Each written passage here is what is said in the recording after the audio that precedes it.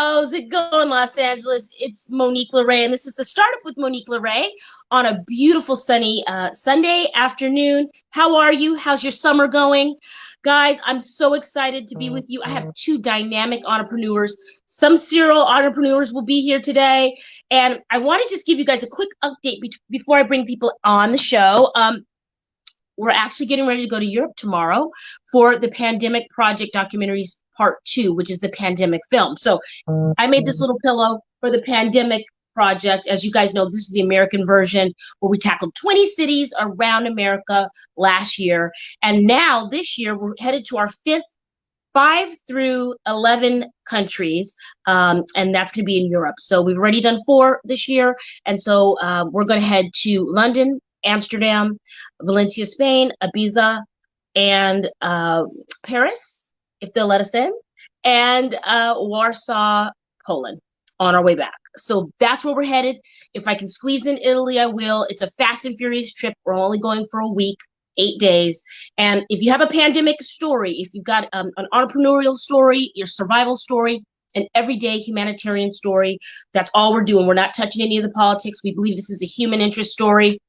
Please email us at capaquariusmedia@gmail.com and send a picture, send a paragraph or two, send a page. We'll read it, get back to you, and we can set up a Zoom chat with you.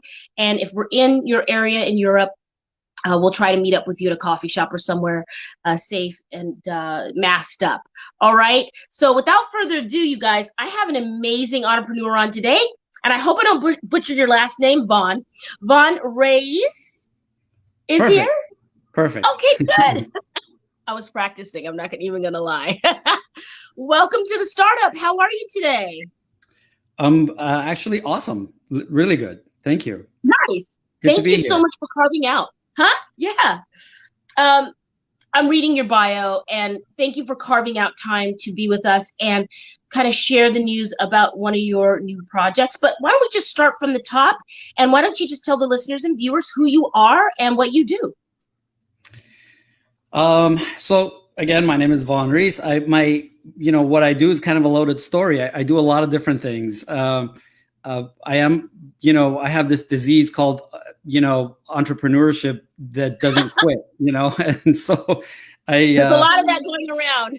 Yeah, I don't seem to be okay with being okay. I just have to keep adding. And so in my lifetime, I've been in, I can't even count how many businesses. I've probably done over 30 startups in my life. Wow. And a lot of them in media, technology, entertainment. Recently, about 3 years ago, I got into the hospitality business. We got into the franchise restaurant business. Nice. Right now, we're expanding that, and we're building new restaurants as we speak. But then, the project where I'm spending most of my time right now, my sort of like what's my passion is news media. And we just launched a new website called HeySoCal.com, which is sort of the conglomeration of all of our media assets that we've had for the last 25 years that covered Southern California. Wow. We pointed all of those websites to one portal, Hey SoCal, and and I can tell you more about that if I'll let you tell me what you want me to tell you about that. No, you know what? And it's funny because I think, Sean Antonio, by the way, is how I met you. And he's really a great connector of the dots, if you will. I like to do it as well. I'm not sure if I've mastered it, but Sean Antonio for sure is one that has. And as you're explaining Hey SoCal, and you're telling me about all your all the affiliates and your one conglomerate, I'm in my mind getting so excited because I want to get my dry erase board and do the thought bubble and so tell everyone out there, how do you I have a whiteboard. I have a whiteboard in every room in that I ever I love it. My first date, if I meet the one, it will be at Staples and we'll be in the organization aisle. So there you go. And to that, right, if someone had kind of what you are just described, and they have a lot of different things floating around, yours seems more organized, but They aren't yet. And how would you recommend that they bring it together as one? Because we want ease of access and we want organization. And when people are searching for something, I find the quickest and the easiest way, that's the way to get your customers, right? You know, so what you just asked is there's two parts to that, I guess. One is, how do you sort of like focus your efforts, and how do you manage it all? Do I understand was that the Yes. question? Yes, So, and access for the client. However you want to answer it, it is a large question. well, I'll start with the foundation, which is like, how do you manage it all? Because if you're not managing it all, then your customers aren't seeing it anyway. So, Yeah. but so how I managed so many things is, years and years ago, I used to wake up every morning and I had multiple things going on, and life was hell. I was literally doing 110 hours a week. Like, it was crazy. Wow. So I was Wow. making lists, like to-do lists every day. Wake up, do the routine, do the rat race, get up and make, I'd get through 40 of those things, and then this other 60 would carry over, and Yeah. the Yeah. routine, right? Yes. I had this insight, and I decided I'm going to start making lists of not to do things, like things that I don't want to do, that I shouldn't do. And, but they should get done anyway, And so Right. I started, like, it completely shifted my entire thinking of like, okay, if you keep making to-do lists, you can be doing for the rest of your life. But Forever. if you do not to-do lists, then it's like, okay, how do I get this done without me having to deal with it? How do I get this done without me having to deal with it? How do I get this done? And so on and on and on. And I spent literally, it took me probably about a year and a half to go through my list of all the not to-dos. And one day it just sort of happened organically. I woke up and I was like, I don't have anything to do today. Like, Wow. what do I do now?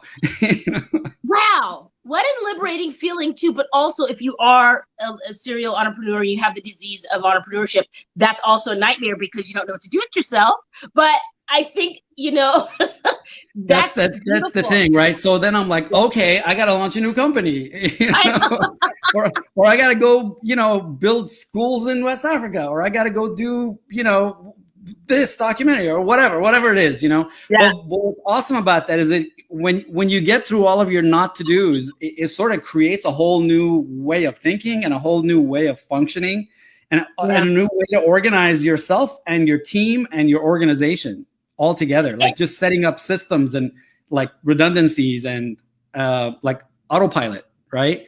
And anyway, so that was sort of like my first step of being able to actually do multiple different things, because without that, you only have so much bandwidth, right?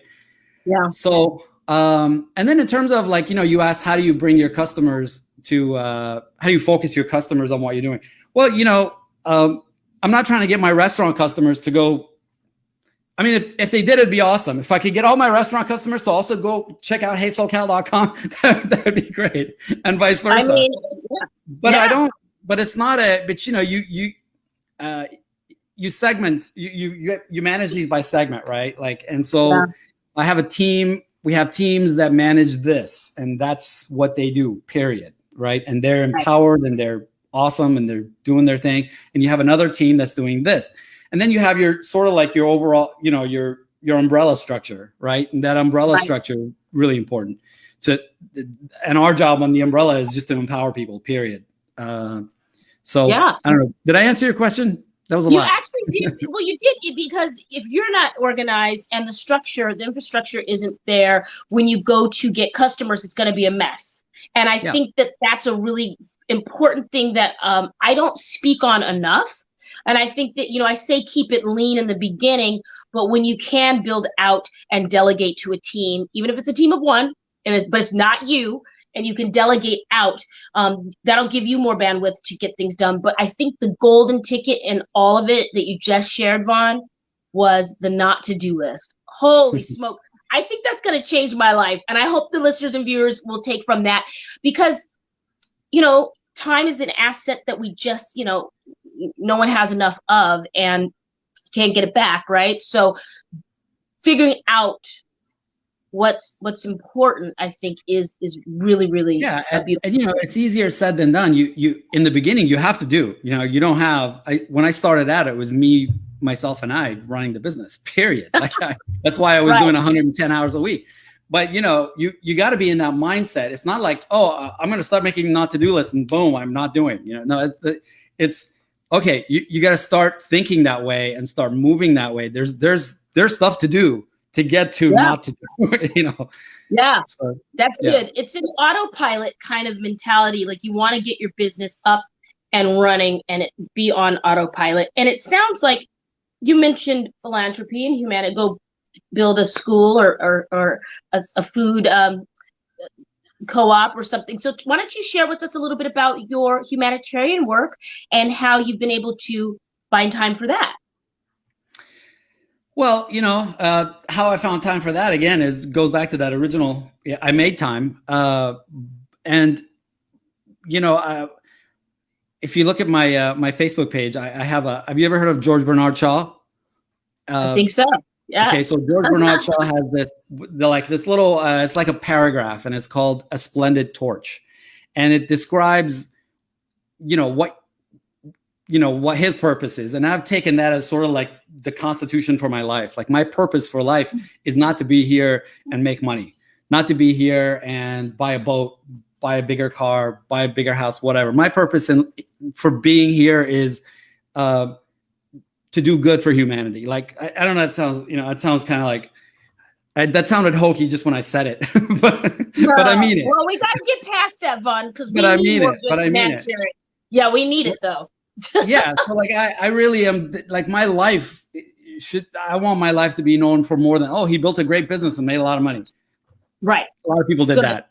So what? Right? Yeah. So what I'm here to do is, you know, oh, he built a school and he changed the lives of like hundreds of kids, you know, in West Africa. He, you know, built women's shelters in East Asia. He did this, he did that, whatever, like those kinds of things. And so, you know, we did build a school in West Africa that has about 500-600 students that we support to this day with a dear friend of mine. We built that years and years ago.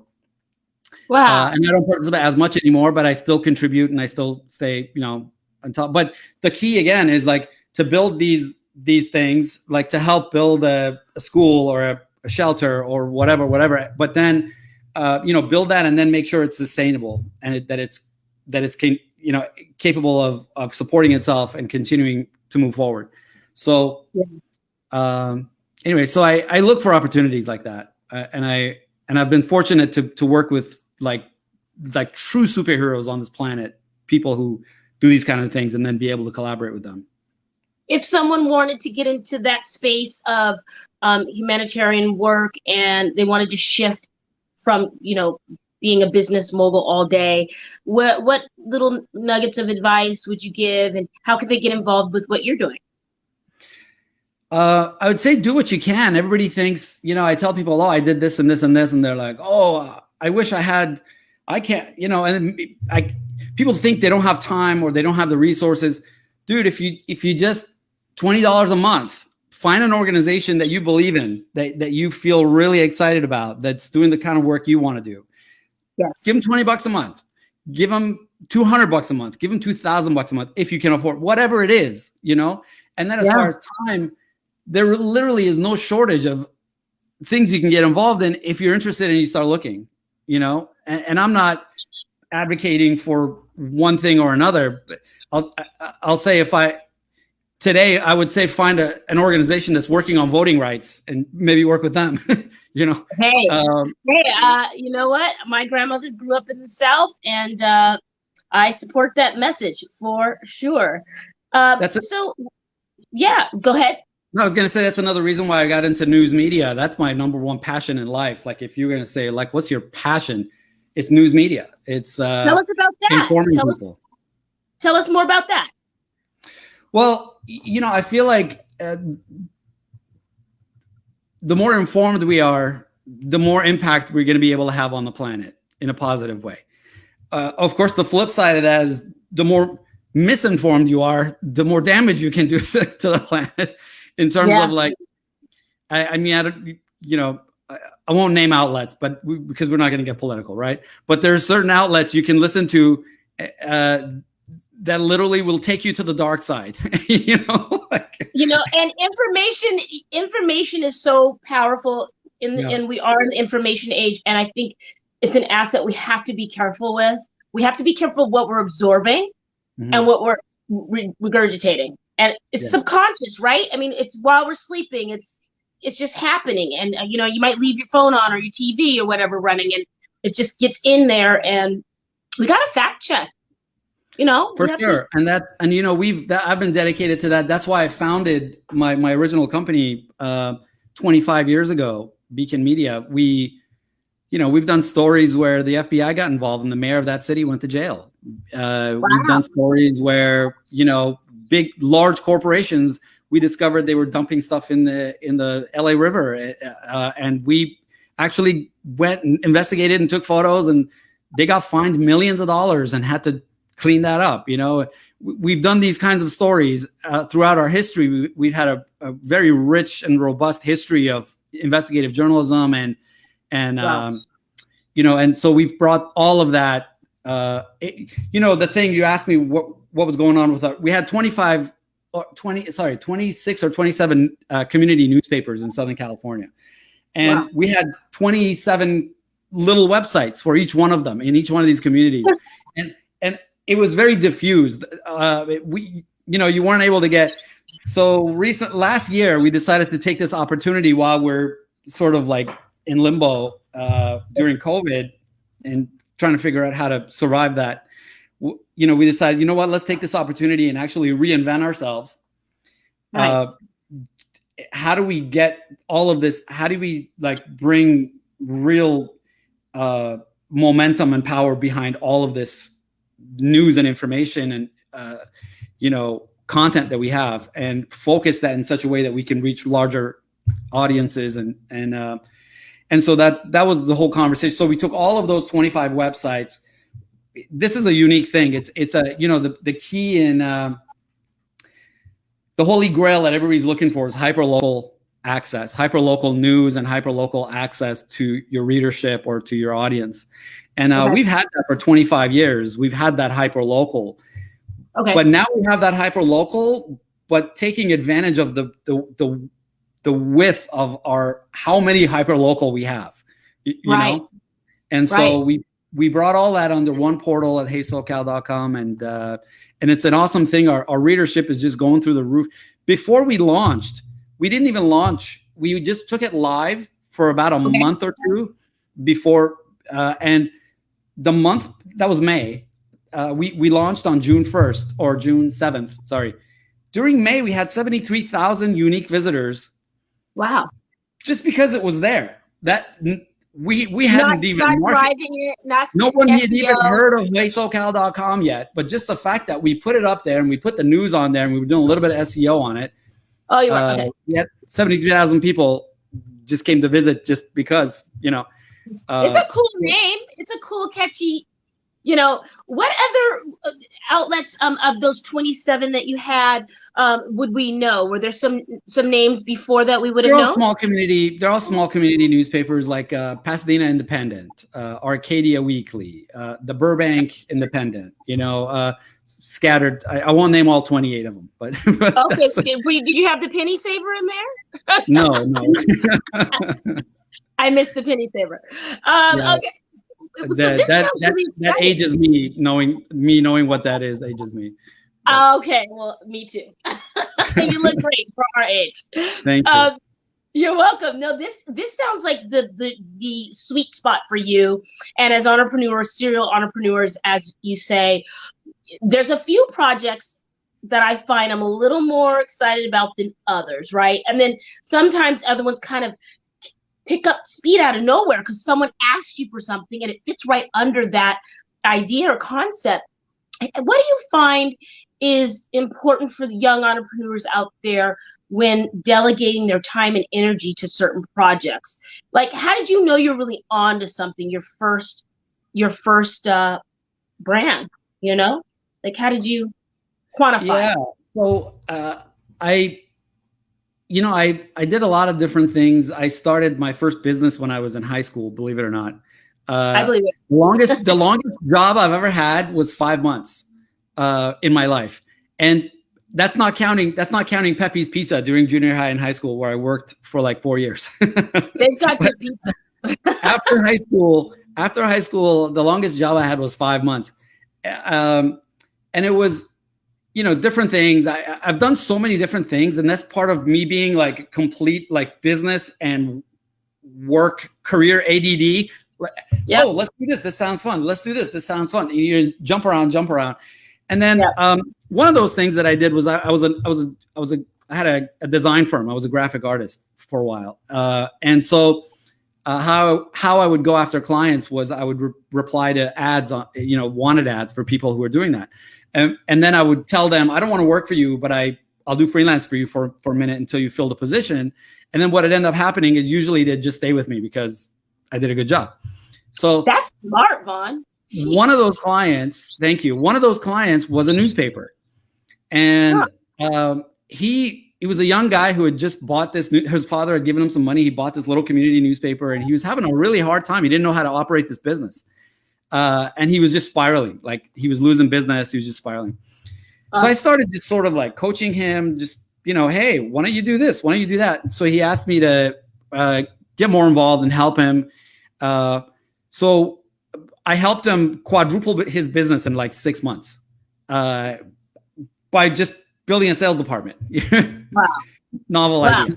And and then, I ended up not working with him any more than that because he had issues. But other than that, I fell in love with the business. I fell in love with what that was all about. How I saw the impact that news can have, that media can have on how communities behave, how laws get passed, how all of that. So how you can change communities, you can change countries, you can change the globe, And so that was it. I found my passion. I fell in love with that business, the news media. And prior to that, my family, we've always been activists. We've always been very political. My father, was very political, and my sister and myself. And so it was just a natural progression for me that I found my passion. And I could just go on and on about that. So no, I feel it. And people look their whole lives for that. You said I worked a job 5 months, and you flipped it to work for you. And I think that right now, if anything, the pandemic has taught us, we have to seize the day. It's not promised. Go for what you want. F the rest. Keep it lean. And I think that a lot of people have been doing that in their own way. Some people just, picking up and moving, never been to Sonoma, and their son leases in Sonoma. You know who you are. Or, they're driving their car across country, or they're leaving. And I like that you found your niche and you combined it with your passion. So, that's what this is kind of all about. When did you know you were an entrepreneur? I know you said that you started young and you were in the 10th grade, I believe, but when did you know, was it in that time frame that you just described that you knew you weren't going to be else, and that you were definitely different? If I was to pinpoint a moment or to say that I knew something, I'd be making some stuff up. That was not the case. It was, when you're 16, 17, 18, you don't know anything. You think you know everything, but you actually don't know shit. So it's true. Yeah, and that's me. So I honestly didn't. It was just natural for me. I question everything, and I'm very curious. And I was the guy that I never did my homework, but I aced every test because the homework is meaningless because, for me, I'm just talking about myself. Like, it's boring, it's ridiculous. I already got it. I can watch I would watch my teacher talk about the FOIL method in algebra. And after the first explanation, I was like, I got it. I'm good. But she said, well, we're going to work on this for 2 weeks. I'm like, oh. You're like, I'm here to save the world and invent something. Let's move this along. Right. Exactly. I don't know if I'm impatient, ADD, whatever it is. I didn't have the patience or the fortitude to sit there and just listen for a long time, or to really concentrate, so I'm draw it out. doing. Yeah. Yeah. And then, and I don't know. Yeah. I don't know if I answered your question, but no, there's a lot of good stuff in there, Vaughn. There's no right or wrong answer, because I think we share a lot of similarities, actually. And I was reading something where they said if you procrastinate, it's a sign that you're a genius. And I wouldn't say that I'm a procrastinator, because I like to get things done on like a New Yorker. Like, I want it fast and let's go. I'm like, you kind of like speed it up. But if I'm not in that mode, I find that there's a little procrastination, because I'm waiting for something. I'm waiting for inspiration, or I'm waiting to put it down right when at the right timing. But they say, so you said you got A's, so maybe that's a sign that you were. I'm not calling you a procrastinator, but I think there's a method to that madness. You nailed it. I've been accused of being a procrastinator on multiple occasions, but I procrastinate, and it feels like I'm not dealing with it, whatever. But I feel like I'm processing, and then when I get on something, like, I'll procrastinate on something, but when I get on it, it's like boom. It's boom, boom, boom, boom. Yeah. Yeah, I think it's a shot in the arm too for us entrepreneurs. We like to pull it off. I think it's like, I like to slide in and pull it off. It's kind of an adrenaline. We're adrenaline junkies. I know. Do you like roller coasters? I have a season pass to not, so there's that. Anyway, all right, you guys. Vaughn, you've been amazing. I wish I could spend the whole hour with you. So let's just tie this in a nice little bow for now. We'll have to have you come back on the show if you're available. Yeah. So we didn't just talk about your documentary films real quick. Give me 2 minutes on any documentaries that you're plugging, that you're passionate about, that you finished, where we could find it. Well, one of my dear friends just finished a film called Ferguson Rising, and he went to Ferguson. He did. He was there when the riots were going on, right after.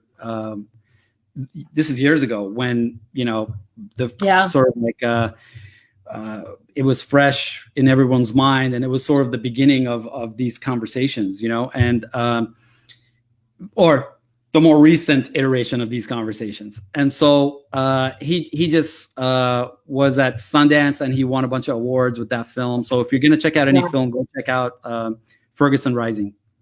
Congratulations to him and his team on that. I've definitely heard that title, and Sundance is huge, and it's a message that we all need to hear. And we're not a political show here, but if you guys haven't noticed, I happen to be Black, so I care about these things. Anyway. We should all care about these things. And we should all care about these things, for sure. Love our neighbor. Vaughn, heysocal.com. You guys check him out. Vaughn, give us all your social media plugs. Where can we find you, and what do you have coming up next? Well, heysocal.com is what's next, or current, but coming up even more. And, we're all over social media. We're on Twitter. We're on Instagram. We're on Facebook. If you just search for Hey SoCal, there are not a lot of Hey SoCals. It'll pop up for you. I love it. Well, it's a pleasure, and I'm going to be in touch with you very soon. We have a lot to do together, I have a feeling. And thank you, Sean Antonio, for connecting us. Yeah, shout out to him. He's one of my dearest friends. I love him to death, and really appreciate the connection with you. And I feel like, yes, we do have a lot to talk about, Monique. So looking forward to talking with you again. Oh, and please give us your organization for the kids in Africa. Could you plug that real quick so we can, if anybody out there wants Sierra Leone Rising. Beautiful. Sarah Culberson is a dear friend. We used to live together for years and years, and she is we did that organization together, and we built that school together in West Africa, in Sierra Leone, and she's really sort of running with that now. And Sierra Leone Rising. I think it's SierraLeoneRising.org. Great. But well, we if you can just type that in. Yeah. A pleasure, Vaughn. Yeah, likewise. Thank you so much, Monique. Thank you, and you're welcome. And we'll see you really soon. Yep. Take care. Okay, cheers. All right, you guys. Wow, that was like an amazing intro. Vaughn sounds like the startups material. He really is someone that we could all learn from. He's definitely going to be back. We might have to have him in studio and give him a full hour to go over his resume, but it is vast. Can you see the sun coming in, guys? I'm at home, and I wanted to change up the look, and the sun is really shining today. I hope I'm not washed out. We're going to shift gears here, and we're going to go and speak to Derek. Derek, how's it going, Derek? It's going good, Monique. How you doing? You're so good. Welcome to the startup. Nice to see you. Thank you. Can you see me? This little orange thing might be in the way. Can you see me okay? Yeah, I was going to say, we have to have you shift the other direction so we can see your face. Oh, there okay. You go. There we go. We don't want to miss out on that smile. Okay. All right, Derek. No, go the other direction, Derek. Oh, this way. Yeah, go. It's opposite because it's the screen. Oh, I see what you're saying. Okay, I just wanted to know. It gets. I know. Scoot over just a little bit more. A little more. Okay. A little bit more because we want to listen, everybody. That's perfect. This is Derek's debut. This is your first podcast, right? It is. It is. I'm a little nervous. Don't be nervous. You're gonna do great. And behind Derek is his logo for Best Credit. Why don't you tell us about your company, Derek? Introduce yourself. Okay, my name is Derek Vasconcellos, and I own a company called Best Credit Repair Solutions.com. And we are a credit repair and restoration company. We help people that have bad credit or marginal credit. We help them repair their credit so they can restore their life. My motto is restore your credit, restore your life, and that's what we do. The reason why I like this business so much is because I can actually change lives. You know, I mean, believe it or not, your credit has a lot to do with the way you can live. A lot of people just like to pay cash or whatnot, but having a good credit score will enable you to get better interest rates on home loans, on cars, and everything. And in the last, for the last 20 years, I've been in this business off and on. But just recently, I got back involved because of the pandemic. A lot of people have a lot of late payments. Their credit kind of tanked in this last 14 months, and they've been needing my help. And business is great. It's going really well. Business is booming. And I can't see that you wouldn't be in business all the time, but that makes sense to me. The pandemic definitely slowed a lot of people up, and the healing portion of that, you're going to be booming for a while. You told me off camera, and I spilled the tea, but you work, 14 hours a day? Yeah. Weekends too. Wow. But I get a couple good trips in a year. And now that you do.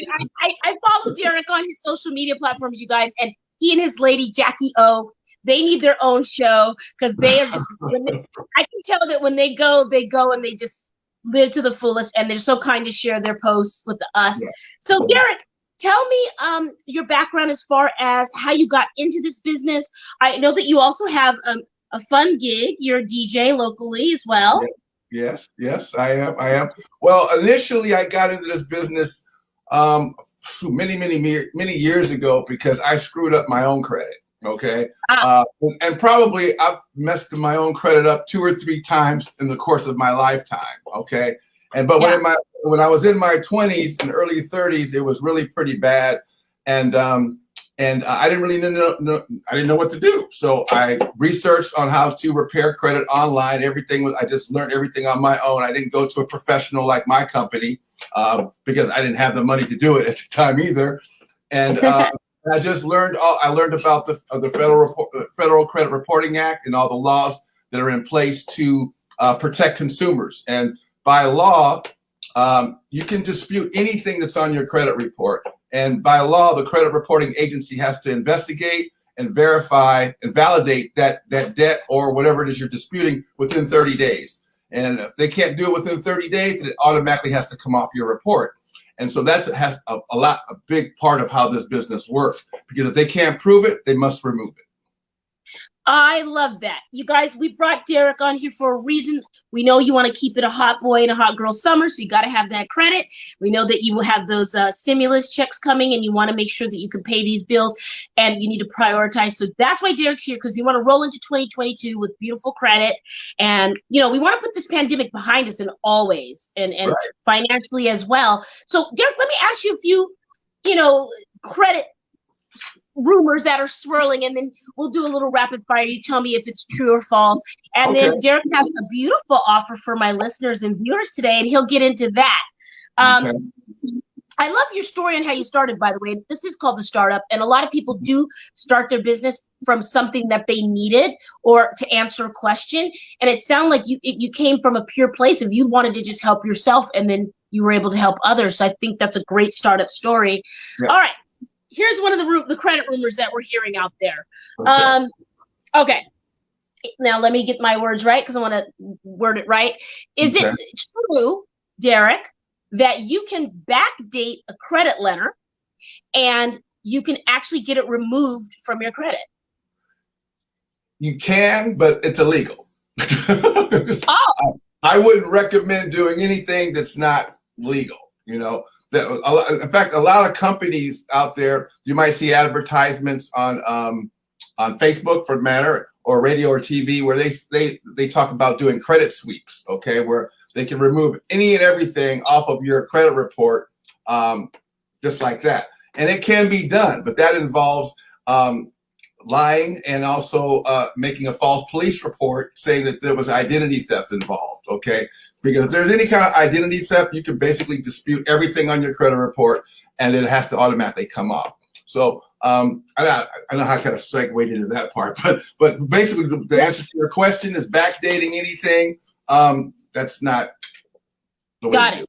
Yeah. And you definitely don't want to go down the road of making police reports. Oh. This is the startup, guys. This is not called the felony. We don't want you to catch a case. Exactly. I mean, a lot of companies do this. A lot of companies get away with it, but if they so what happens is when you do something like that, then sometimes the FBI or the feds will get involved, because identity theft is a federal crime, and now you've got the feds in it. And if they can investigate and determine that this never even took place, then you're looking at some jail time and some fines. So, wow. Okay. So a lot of people have been behind on stuff because of the pandemic. Let's say someone is behind in their car note and home note. How can they get? How can they make a deal with the mortgage company and or car financer without getting repoed or foreclosed on? We specialize in that right now. One of our biggest things that we do to help customers or clients in situations like that is we write what's called a forgiveness letter, and we blame it on the pandemic. I mean, if you lost your job or you were laid off and you weren't able to pay your bills, we write exactly what's called a forgiveness letter, and we explain to the creditor or the credit bureaus what the situation may be or what the situation was, and in a lot of cases they will forgive up to 2 to 3 payments. Nice. Come off the credit report. Beautiful, guys. All right, that's more reasons to reach out to you and hire you for your services. And my last question. Okay. And you know, I'm trying to see if this is what I remember they said. You know, you know how you get a debt, like maybe you had a cell phone bill that you forgot to pay and then it rolled into your credit, or an old medical bill or something, and they sell it to another creditor. And so it comes back on your credit brand new again. But let's say it was like 6.5 years old, about to fall off your credit, and they sell it to somebody, and then it comes back on again. So it's on there twice. And you say, hey, man, show me the original debt where I signed my name.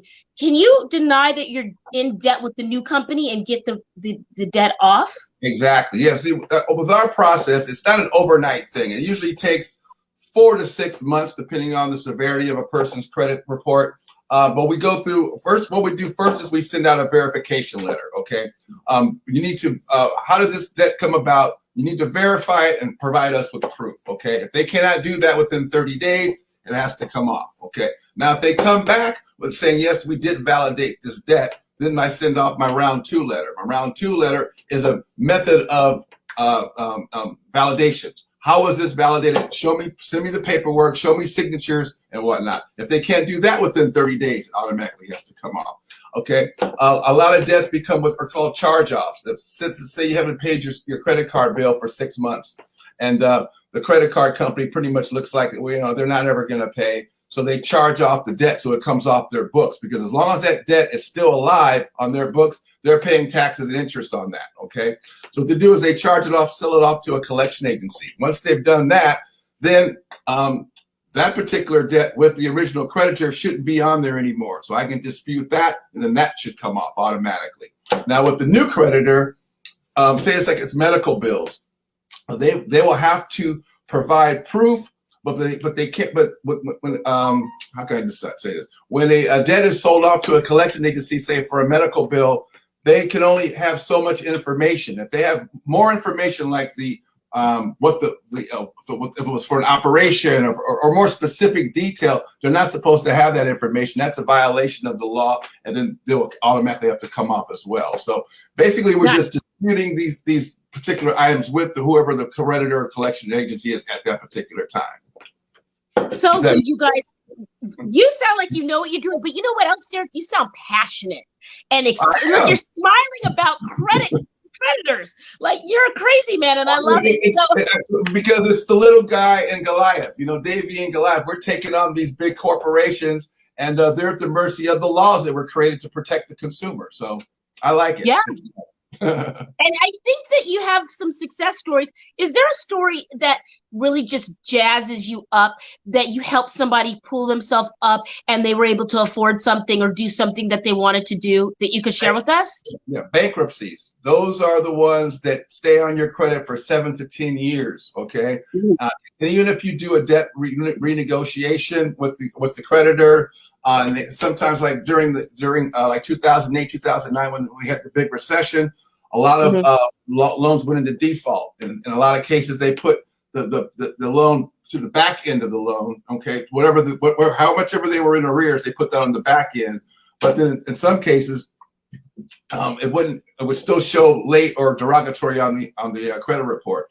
Some cases, people have to file bankruptcy. Okay, and the bankruptcy is still the same thing. The creditors have to verify it with the court, and the way the court systems have been bogged down lately because of the pandemic, they can't usually get it to within 30 days. So getting bankruptcies off of someone's credit report is the best part for me, because those are typically on there, like I said, 7 to 10 years, and those really can hinder you even when you're in a better financial position.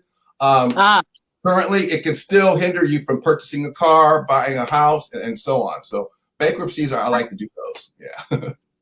I love it. And so anybody stand out in your mind that you've helped, that, they were you changed? I know you said bankruptcies. Is there anyone in particular? You don't have to say their name, of course, but that you just felt good about?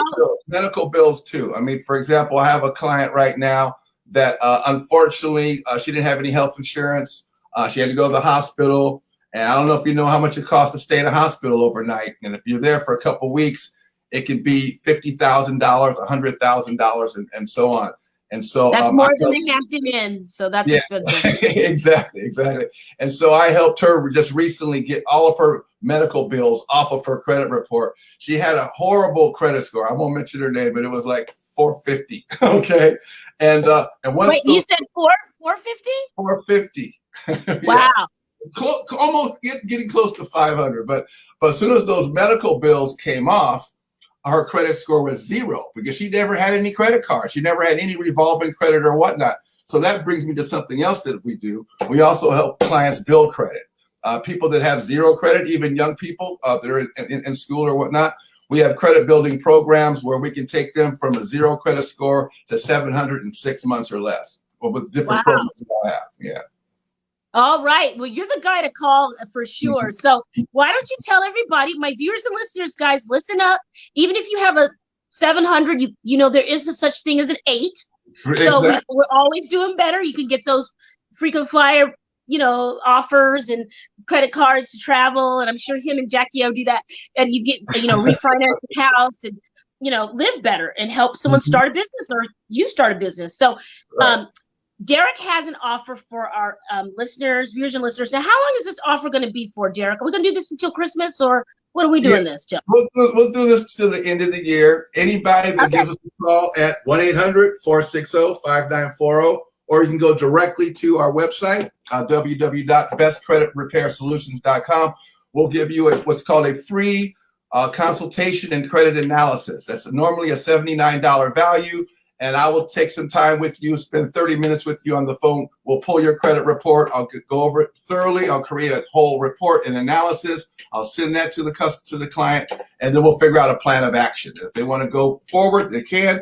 If not, that whole thing is free. Wow. Thank you, Derek. You guys, it's going to be a hot girl and a hot guy summer. Derek's here to fix your credit. Or make it better. Make it better if it's a 7, you know. I love it. And then what they can do is they can call the 800 number, 800-460-5940, or better yet, what's even easier, just go directly to the website, bestcreditrepair.solutions.com, and they can book their free consultation right there online, set up a time and a date anytime between about 8 and 7 every day, Monday through Saturday. Pick a time slot, and we'll get back with them, and we'll do this for them. No problem. Derek, thank you so much. That's right, guys. This is free money, all right? You're getting $79 of Derek's time to give you a credit review. And, hey, it's going to make life easier starting up this business or starting up your family or starting up whatever you're starting up, okay? Exactly. School. Having better credit will make your life easier, and you can bless someone else and help someone else as well. So, Derek, at Best Credit Solutions. Best Credit Repair Solutions. You got it. Best Credit Repair Solutions. Derek, there's the banner there. Derek, why don't you give everybody your social media handles where they can find you if they want to just say hello? Okay. On Facebook, it's the Best Credit Repair Solution. You can just search that in the search bar. On Instagram, it's Best Credit Repair Solutions. Very simple. I love it. And my handle on Instagram is the Credit Guru. Yes. All right, Credit Guru. All right, DJ Daddy D is the DJ name. Derek, It's been a pleasure to see you in person, and thank you so much for doing this. You guys, let's give Derek a round of applause. This is his first podcast ever. Yay, Derek! All right, you guys. We'll see you soon, Derek. I just want to give some exit information. Pleasure to see you. Thank you. Good seeing you too. Thank you. All right, you guys. I'm going to call Derek, and he's going to make my life better with his Best Credit Solutions. So I advise that you guys get on and use that $79 that he's offering you. Just say you heard about this from the Startup with Monique LeRae, and raise your credit score, right? The only way we're going is up, you guys. And with all the setbacks last year, let's go up together. It's really good to be with you here at home. I leave tomorrow. I'm leaving the country. I'm going to Europe. And we're documenting the tail end of this pandemic.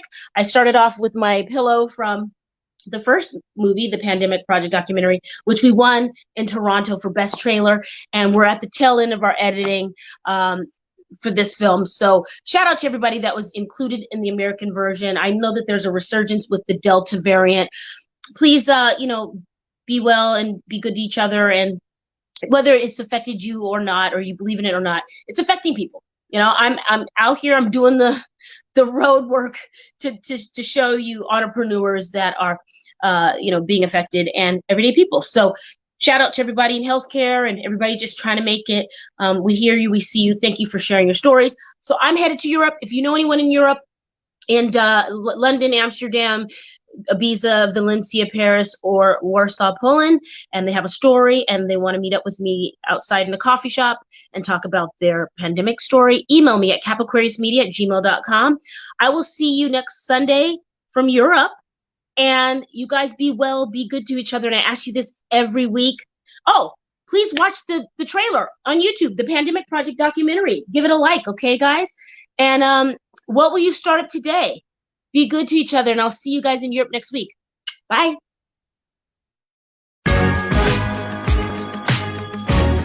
You're listening to The Startup with Monique LeRae, only on LA Talk Radio.